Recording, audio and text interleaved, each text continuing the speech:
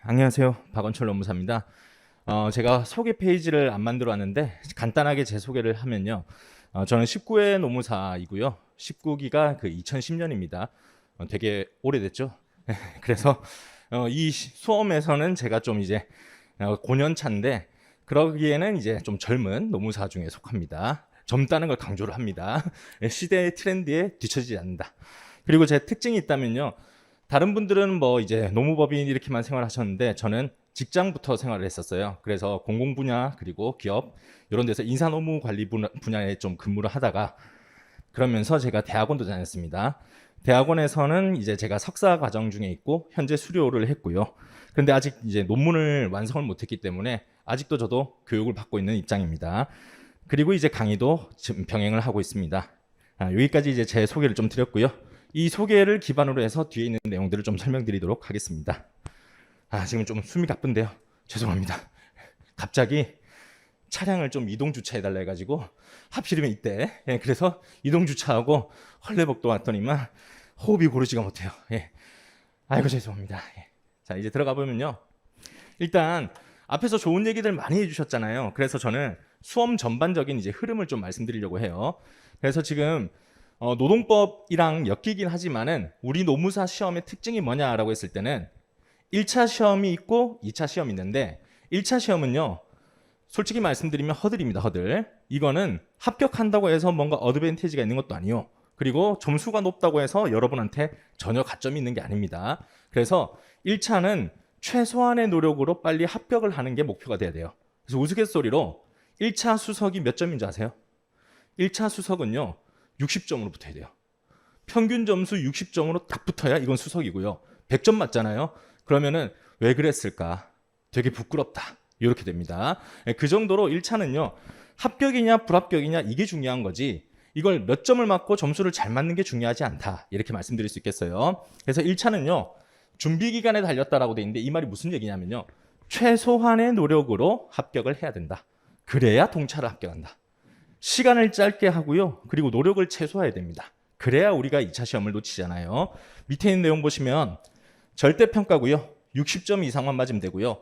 40점 미만 과락이 없을 것이라고 되어 있습니다. 그래서 그냥 모든 과목을 60점 맞는다 생각하시면 됩니다. 그리고 합격률 보시다시피 51% 그리고 올해는 60%. 준비만 잘하면 합격할 수 있다. 이런 얘기는 앞에서도 들어보셨죠. 세 번째 가시면은 한 번 합격하면 2차 시험을 2번 응시할 수 있는 기회를 준다. 그래서 요거는 1차는 합격하면은 2차 시험을 응시할 수 있는 자격을 주는 거다. 이렇게 생각하셔야 됩니다. 그래서 우리는 1차만 오래 준비하시고 만약 2차를 안 치잖아요. 여러분한테 주어진 2번의 이 찬스 중에 하나를 날리는 거예요. 50%의 기회를 날리는 겁니다.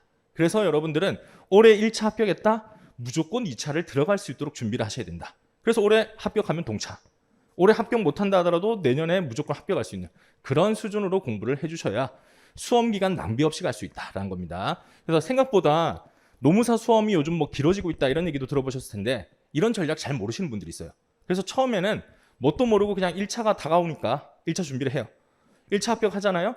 합격하고 난 다음에는 바로 2차를 공부해야 되는데 2차가 이래요. 5월 달에 시험을 칩니다. 그리고 6월 달에 발표가 나와요.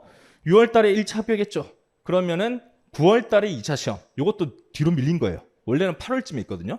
그러니까 한두 달 있다가 2차 시험을 쳐야 되는데 공부가 되겠냐는 거죠. 올해는 1차를 합격했으니까 나의 목표를 달성했다. 그리고 놀아요. 어차피 그때는 학원 강의도 애매하기 때문에 어차피 내년부터 시작이다라고 생각하면서 9월까지 놀게 됩니다.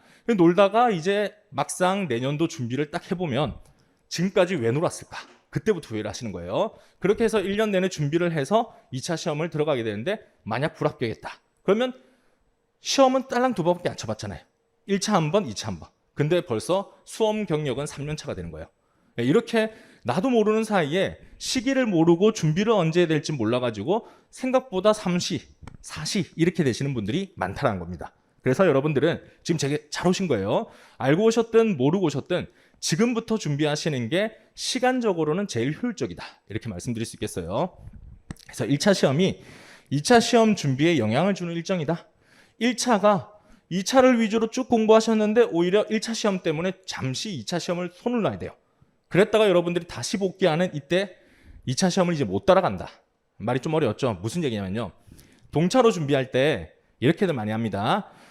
노무사 1차 시험이 지금까지 강의가 거의 한 1월, 2월 이쯤에 있었어요. 수험생들도 합격 수기 보니까 뭐 한 달 하면 된대요. 그래서 마음을 놓고 2차 공부를 쭉 합니다. 9월부터. 그렇게 하다가 1월 달이 됐을 때 그때서부터 이제 불안하잖아요. 1차로 전환을 합니다. 근데 2차 공부를 하다가 1차, 2차를 병행을 해야 되는데 1차를 떨어지면 아무것도 아니잖아. 이 생각을 하면서 어떻게 하느냐? 손을 다 놓고 1차로 올인하는 거예요. 1차 올인해서 합격을 해놓고 나면 다시 2차로 돌아오려고 하니까 남들은 답안지 쓰는데 나는 못 쓰는 거죠. 그때부터 느껴지는 자괴감. 아, 따라갈 수 없구나. 이러면서 반포기를 해버려요. 그렇게 하면 안 된다는 거죠. 그래서 우리가 동차를 합격을 하려면은 나중에 이제 업무가 과다하면 사람이 퍼지잖아요.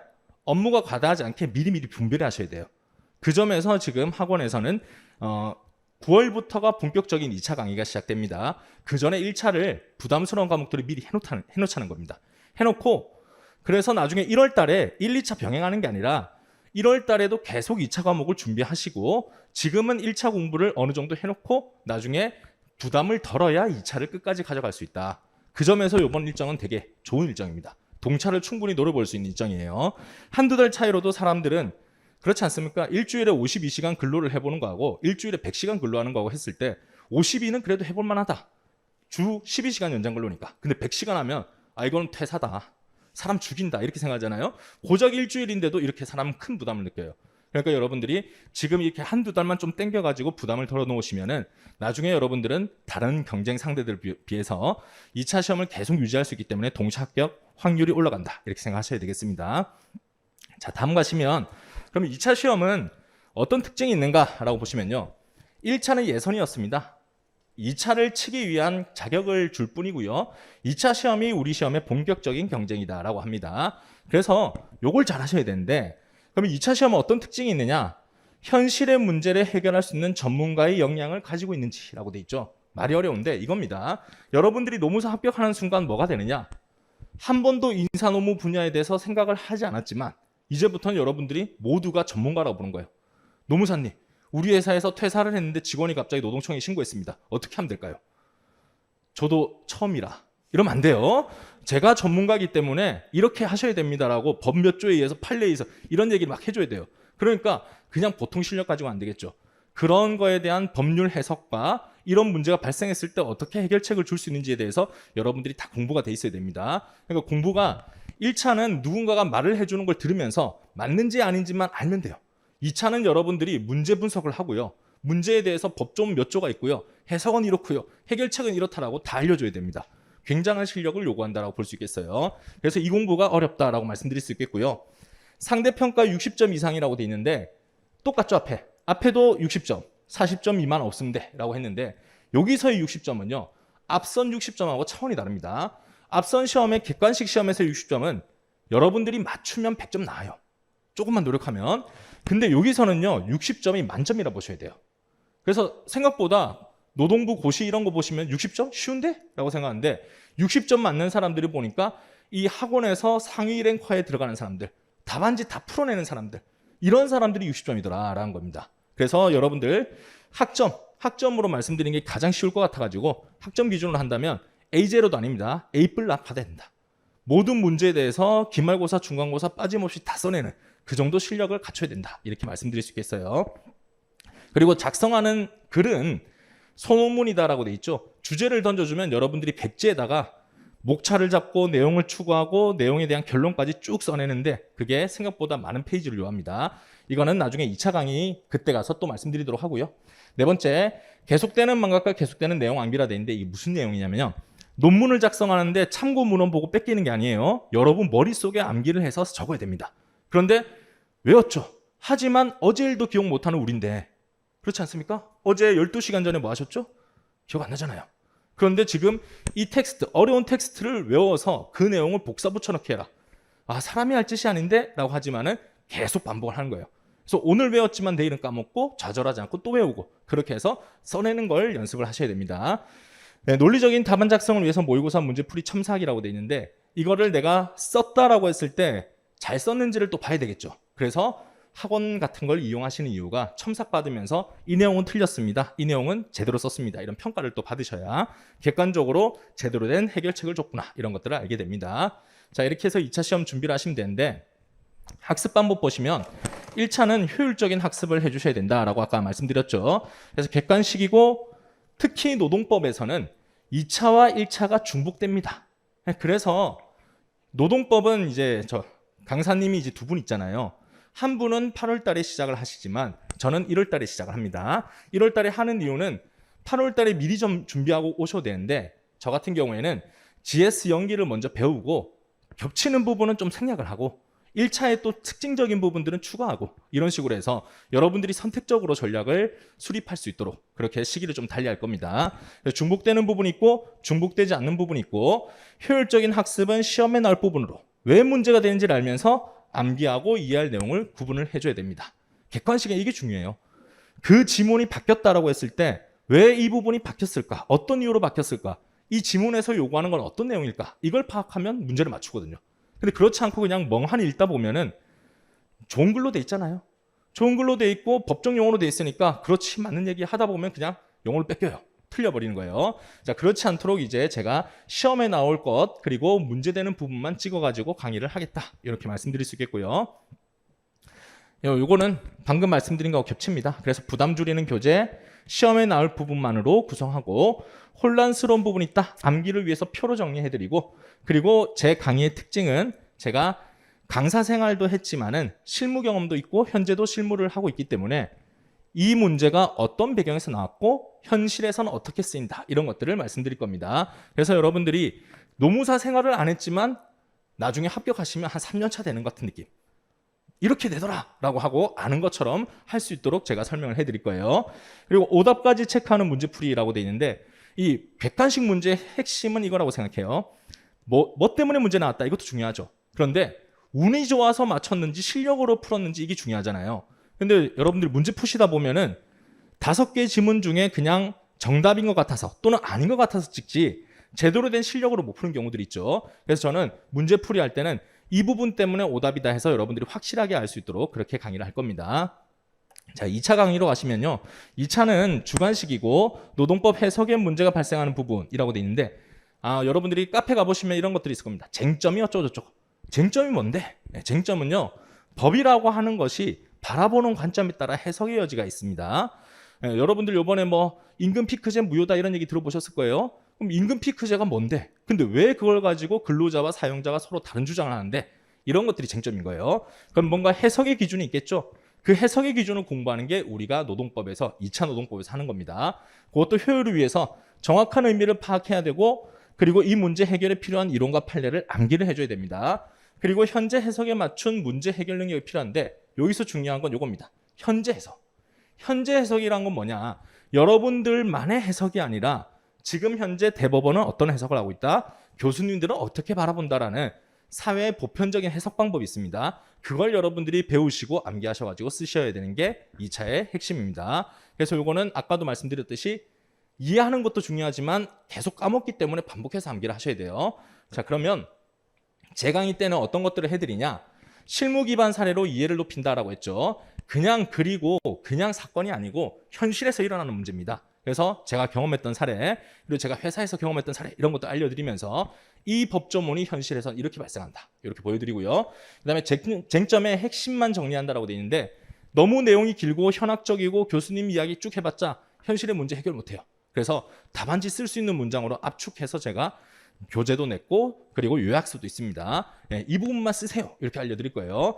그 다음에 암기 효율을 높이기 위해서 다양한 복습 자료라고 돼 있는데 저도 공부를 해보면요. 암기하는 거 되게 싫어하는 사람이거든요. 그래서 외부의 자극이 없이 혼자 세우라니까 안 하더라고요. 그래서 저는 연기 1기, 2기, 3기 답안지는 본격적으로 학원 시스템상 2기부터 씁니다. 한 4월쯤이 됩니다. 근데 그때 가서 쓰려고 하면 안 써지더라고요.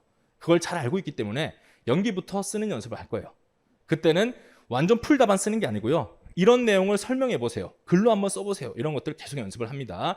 1기 때는 빈칸 채우기 하면서 암기 계속 하는지를 체크하고 제가 멱살 잡고 끌고 갈 겁니다. 그래서 여러분들이 자극도 받고 잘하면 제가 치킨 상품권도 드려요. 여러분 매수하는 게 아니라 잘했으면 자랑도 해야 될 거 아니에요. 부모님한테 이거 나 잘해서 받은 거다. 같이 먹자 했을 때 부모님 또 어떻게 보겠습니까? 우리 아들이 공부 잘해서, 우리 딸이 공부 잘해서 치킨 사왔네. 뿌듯하죠. 그래서 올해 합격해 이런 얘기 하면은 가능성이 있다 이런 얘기 할 수 있도록 그런 모티베이션도 좀 드릴 거예요. 국가고시 노동법 문제 풍부한 유제풀이라고 돼 있는데, 이거는요 합격률을 높이려면 시중에 있는 문제들 다 풀어봐야 되지 않겠습니까? 그래서 2, 3기 때는 좀 과하다 싶을 정도로 문제들을 다 풀어보는 연습을 할 거예요. 이렇게 해서 제가 준비를 하니까 따라오시는 게 힘들어서 그렇지 따라온다면은 철저한 준비를 할 수 있다. 이렇게 정리할 수 있겠습니다. 자, 1, 2차 강의는 이렇게 진행을 하고요. 요거는 이제 질문 나왔던 것 중에 제가 몇 가지를 선별해 가지고 좀 간단하게 말씀드릴게요. 자, 동차 합격하고 싶다. 맞죠? 하고 싶죠? 동차 합격하려면 어떻게 하면 좋냐 이런 것들이 질문이 있어 가지고요. 답변을 드려보면, 자, 비전공자 동차 합격한 사례가 있는지 이렇게 질문하셨어요. 그래서 제가 제 카페에 실제 합격생이 합격 수기를 올린 게 있습니다. 거길 보시면은 기수, 시기 이런 것마다 어떤 공부를 했고 어떤 마음가짐을 했다. 이런 현실적인 사례와 공부 방법을 알려드릴 수 있겠습니다. 강사가 공부 10년 전에 했잖아요. 10년 전에 한 얘기 해봤자 여러분들은 와닿지 않을 수 있잖아요. 그래서 29기, 30기인데 바로 작년에, 재작년에 합격했던, 그리고 제가 지금 적어드린 분들은 비전공자예요. 한 분은 특히나 한국어가 약했어요. 동의 이렇게 하면 동의가 뭐죠? 외국에서 대학 나오셔가지고 오히려 이제 한자어나 한국어 약하더라고요. 그래서 제가 그분하고는 수업 끝나고 한글 강의했어요. 한자어 같이 찾으면서 그런 분도 합격을 했다. 그러니까 여러분들이 기초 지식 없다 하더라도 실제 합격한 사례가 있으니까 이걸 보시면서 할 수 있는 사람이 있다는 얘기는 나도 할 수 있다는 얘기잖아요. 사례가 있으면 그 사례를 나의 결과물로 만들자 이렇게 말씀드리고요. 다음 이제 조급해하지 말 것이라고 돼 있는데, 이 시험의 특징이 뭐냐면요. 여러분들의 인생이 이제 직업이 바뀌는 거예요. 게임에서 직업 바꾸는 것도 힘들잖아요. 레벨 맞춰야 되고 뭐 조건 맞춰야 되고 퀘스트 깨야 되고 힘들잖아요. 근데 여러분들이 현실의 직업이 바뀌는 겁니다. 그런데 이게 쉬우면 안 되겠죠. 그런데도 불구하고 이 수험생들은요. 투입했으면 결과가 나와야 된다. 어제 공부했으면 실력이 올라간다. 이 생각을 많이 해요. 그러다 보니까 나중에 어떻게 되느냐. 9월달 내내 공부했는데 실력이 이거밖에 안 돼. 이러니까 시험이 맞을까? 라고 생각을 합니다. 그러지 않으셔야 된다. 조급해하지 않아야 되고 일단 시간은 충분히 투입을 해야 결과는 나올까 말까입니다. 그 시간을 투입할 때까지 계속 지치지 않고 투입하셔야 돼요. 그래야 동차를 합격합니다. 그다음에 세 번째, 주어진 시기에 꽉 채운 학습을 할 것이라고 돼 있죠. 조급하지 않고 그럼 뭘 해야 되냐? 각 학원의 기수마다 강의마다 이거 하세요라고 미션을 드립니다. 근데 희한하게 이제 대학생 때처럼 그냥 수업 듣고요. 나중에 뭐 시험 기간 되면 공부하면 되지. 이렇게 해서 미뤄두시면 안 돼요. 그날 배운 건 그날 끝낸다는 생각으로 하루 종일 그냥 복습하시고 다음날 또 공부하고 이렇게 하루하루를 채워나가셔야 돼요. 그 생활을 1년만 딱 투입하면 합격할 수 있다는 거예요. 근데 이게 쉽지 않겠죠? 1년 동안 여러분들은 그 마늘만 먹는다 생각하셔야 돼요. 그리고 조급해하지 말고 1년 동안 먹어야 됩니다. 하루도 걸으면 안 돼요. 그러면은 사람 못 된다라고 생각하면서 그렇게 해주셔야 합격을 합니다. 자, 그리고 더 베스트 웨이, 더 베스트 핏. 영어 발음 별로였어요. 죄송합니다. 이건 많은 질문들이요. 효율적인 공부 방법이 뭐냐 이렇게 물어보시는데요. 효율적인 공부 방법은 하나로 정의 못합니다. 모두가 성공할 수 있는 공부 방법이 있냐 물어보면 암기하면 됩니다. 근데 그 암기는 어떻게 해야 되죠? 꼬리에 질문을 물게 되죠. 사람마다 성향이 다르기 때문에요. 이렇게 하시라고 말씀 못 드려요.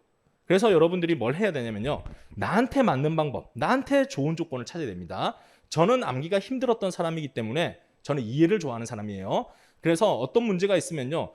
반복해서 읽고 그 문제에 대해서 생각하는 걸 좋아했어요.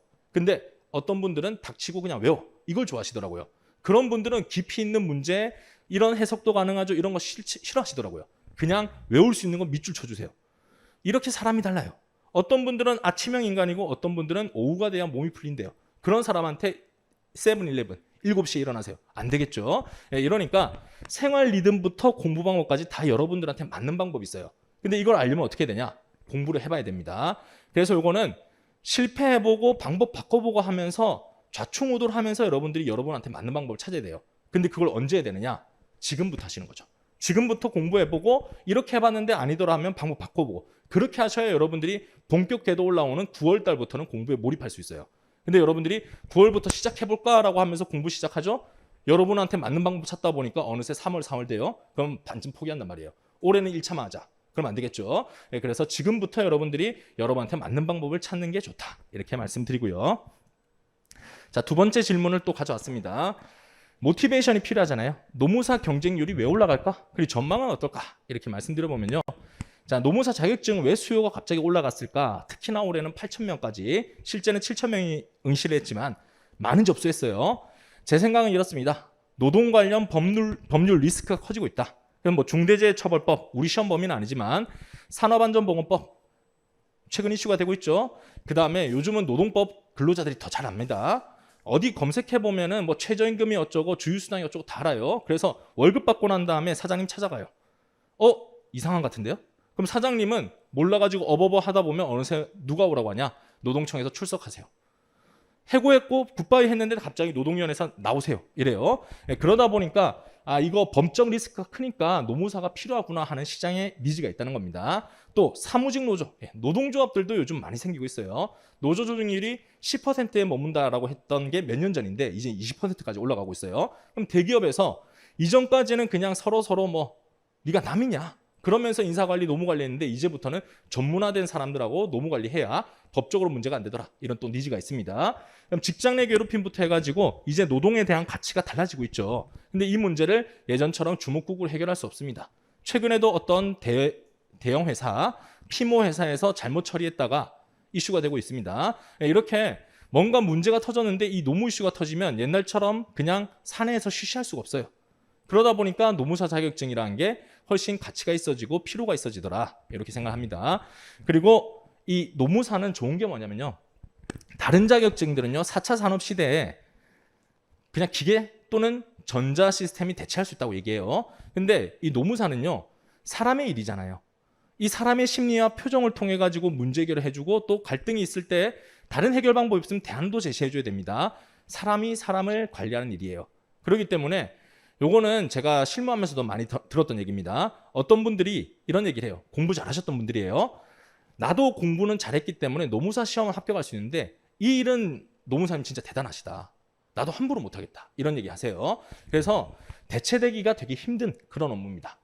그러면 전문직 중에서 대체되기 힘들고 그리고 앞으로 수요가 많다라고 한다면 당연히 시장의 니즈는 커지지 않겠느냐 이렇게 생각을 하고요.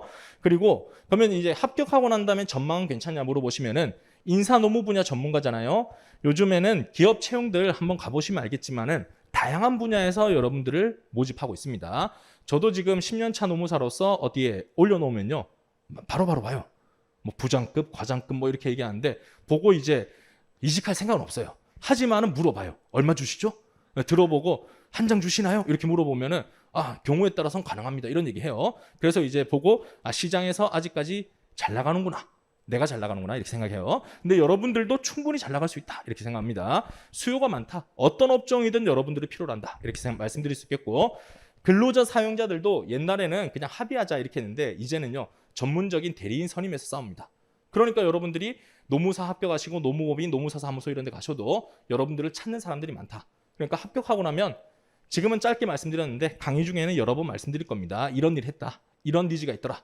그러면 여러분들이 공부하시면서도 이거 합격하면은 어떤 일을 해볼 수 있겠구나. 이런 희망을 좀 가질 수 있지 않을까 생각합니다. 자, 여기까지 전망을 말씀드렸고요. 이제 마무리하겠습니다. 제가 과거, 미래, 현재 이렇게 키워드를 갖고 왔는데요. 과거는 뭐냐면요. 제가 수험 생활을 할 때는 아는 선배도 없었고요. 주변에 노무사를 공부하시는 분들도 없었습니다. 그래서 진짜 맨땅에 헤딩했어요. 공부하면서 이렇게 공부하면 안 되는구나 하고 느끼고 수정하고 앞으로는 이렇게 공부해야 되겠다라고 느끼면서 누군가가 도와줬더라면 훨씬 빨리 합격했을 텐데 이렇게 생각을 했습니다. 그게 제 강의의 원동력이었어요. 제가 힘들었던 이야기, 제가 이렇게 하면 잘하겠다라고 하는 얘기들을 여러분한테 알려줄 수 있다면은 그럼 여러분들 더 빨리 합격해서 이 아까운 시간, 아까운 청춘을 낭비하지 않을 수 있을 텐데 도와주고 싶다 이런 생각을 했어요. 그래서 과거의 저를 보면서 강의를 결심을 했고요. 미래는 뭐냐면요. 제가 지금 현직도 뛰고 있잖아요. 제가 지금 강의를 하는 것 그리고 노무사 생활을 하는 것들이 여러분의 미래라고 생각해요. 그래서 제가 잘했을 때 여러분들의 일자리도 생기고 노무사가 이런 자격증이구나 하고 좋은 효과를 줄 거라고 생각합니다. 그래서 저는 여러분들한테 이런 노무사가 됐으면 좋겠다 뿐만 아니라 제가 여러분들의 미래가 될 수 있도록 노무사 일을 하고 있습니다. 그래서 마지막 현재 여러분과 함께 합격을 만들고 싶습니다. 그래서 현재 여러분들을 미래를 함께 만들어 나가자 이렇게 정리를 하겠습니다. 자, 지금 제가 말씀드린 부분까지가 제 설명의 강의 내용이었고요. 혹시 또 추가적인 질문 있으시면 뒤에 있을 테니까 말씀해 주시면 상담 드리도록 하겠습니다. 감사합니다.